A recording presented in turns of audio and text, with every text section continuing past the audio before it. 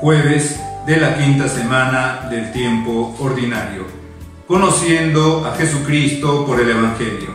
Lectura del Santo Evangelio según San Marcos, capítulo 7, versículos del 24 al 30.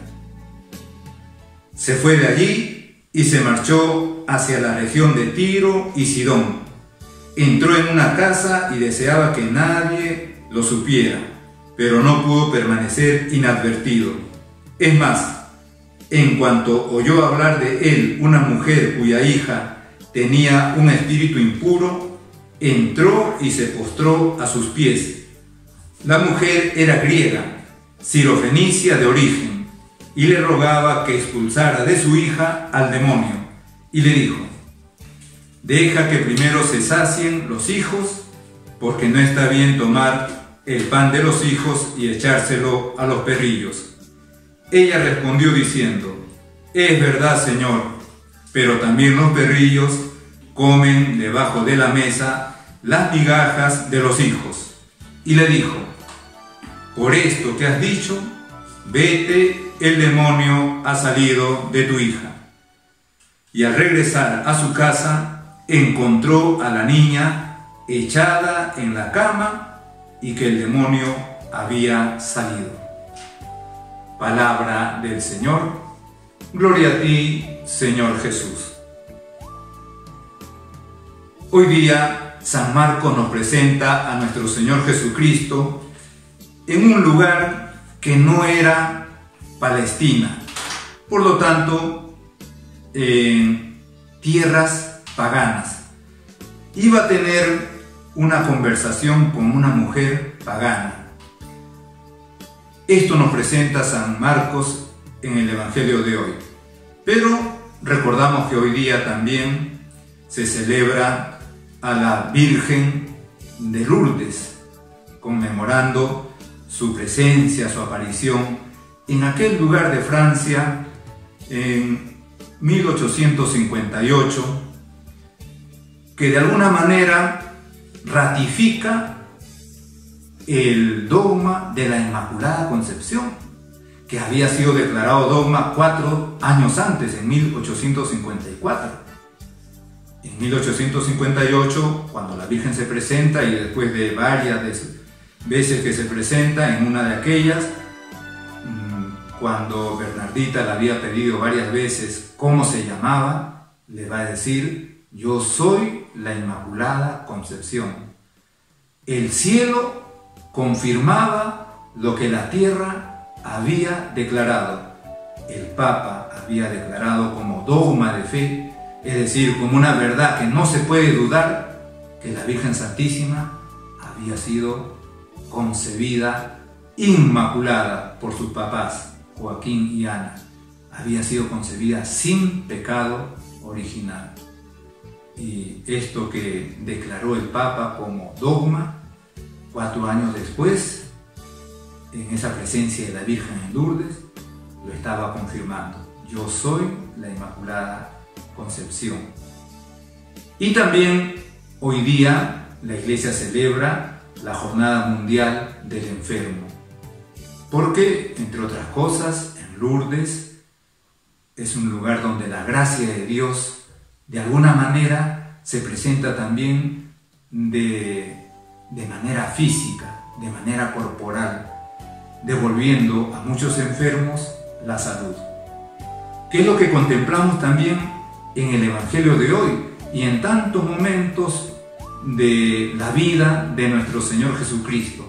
Devolviendo la salud física, corporal, que tiene una significación espiritual, que es un anuncio de cómo Jesucristo devuelve la salud espiritual, una salud espiritual que se había perdido por la tentación, por el pecado, por el demonio.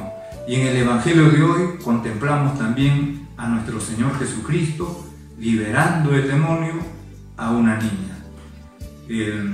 Nos cuenta San Marcos en el Evangelio de hoy que Jesucristo fue a la región de Tiro y de Sidón. Es una región que no forma parte de Palestina, por lo tanto no pertenecía a la tierra prometida, a Tierra Santa. Y es que la salvación que trae Jesucristo es universal. Con esta presencia de Jesucristo en esa región y alojándose, dice aquí, en una casa, entrando en una casa, pues San Marcos está diciendo que Jesucristo trae la salvación para todos. Pero también esto nos permite hacer esta consideración. Dice aquí que entró en una casa, se alojó en una casa. Decía que esto nos permite considerar que también nosotros debemos darle alojamiento a Cristo en nuestras casas, en nuestros hogares, en nuestros barrios, en nuestro trabajo, en nuestras costumbres, en nuestra alma. Alojar a Cristo. Y tenemos siempre esa posibilidad. Luego, San Marcos nos presenta ese diálogo maravilloso, entrañable, podríamos decir íntimo, entre Jesucristo y aquella mujer sirofenicia de origen griego, por lo tanto pagana. Y Jesucristo en ese diálogo descubre la fe de aquella mujer, descubre la confianza que esa mujer tenía en nuestro Señor Jesucristo. ¿Cómo lo había conocido? Habría escuchado de Él, pero seguramente que eso y ya la presencia de Jesucristo ahí en su pueblo le bastó para ella acercarse con esa fe y con esa confianza. Y Jesucristo va a expresar su admiración por lo que has dicho, le va a decir. Hay otro evangelista, San Mateo, cuenta con más detalles, ¿no? Se admiró de su fe, va a decir. Jesucristo expresa su admiración y la fe de aquella mujer, y por ello va a liberar del demonio a la hija de aquella mujer. Jesucristo ha venido a salvar a todo el mundo. Pero esta misma conversación entre aquella mujer y nuestro Señor nos permite considerar la oración. La oración no es otra cosa que conversar con Dios, dialogar con Jesús, hablar con Jesús. Y esta mujer conversa, dialoga con Jesús.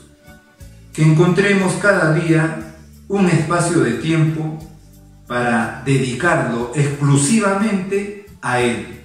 Puede ser 2 minutos, puede ser 3 minutos, puede ser 5 minutos, pero un espacio exclusivo para dialogar con Dios hecho hombre, para conversar con Dios hecho hombre, como Dios hecho hombre dialogaba y conversaba con su Padre Dios. En cuanto podía se escapaba a sitios apartados, al monte, para estar a solas con su Padre Dios, para conversar. Por diferentes narraciones que tenemos en los evangelios, podemos suponer que esas conversaciones tratarían de lo que había venido a hacer aquí, de su misión, de su encuentro con los hombres, de las necesidades de los hombres. Eso sería el tema, no puede ser otro. Lo que era el centro de su cariño y de su amor, el hombre, eso sería el centro de su conversación con su Padre Dios. Y eso puede ser el centro de nuestra conversación con nuestro Señor Jesucristo y nuestro Padre Dios. Hablarle de nuestra fe, hablarle de nuestros problemas, dificultades, de nuestros proyectos, de nuestros deseos, de nuestros propósitos. Hablarle de lo que nos está pasando ahora, esta pandemia que nos tiene sometidos, que nos tiene las iglesias y los templos cerrados, no poder celebrar públicamente la liturgia. Jesucristo, pues, conversaba con su Padre Dios al contemplar ahora a aquella mujer sirofenicia, pagana, conversando con Jesucristo. Nos recuerda que eso también tiene que ser nuestra actitud de constante oración. Decíamos, tratar de encontrar un espacio de tiempo exclusivamente dedicado para conversar con Él. Pero a lo largo del día podemos conversar de diferentes maneras, de diferentes formas, dedicándole, por ejemplo, nuestro trabajo, nuestras actividades diarias. Eso también es oración. Que este Evangelio nos permita renovar nuestra fe en Jesucristo, Salvador del mundo, y también la necesidad que tenemos de rezar, de entablar oración, conversación, diálogo con Dios. En el nombre del Padre, y del Hijo, y del Espíritu Santo. Amén.